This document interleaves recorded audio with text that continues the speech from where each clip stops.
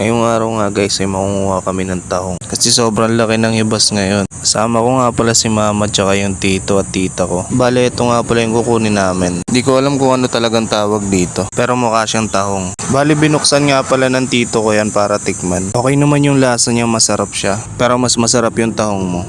Aray ko. Ganito lang pala manguha ng tahong, kakapain mo lang siya. Pag nakapa mo na yung bumubukol, naku ibang tahong yan.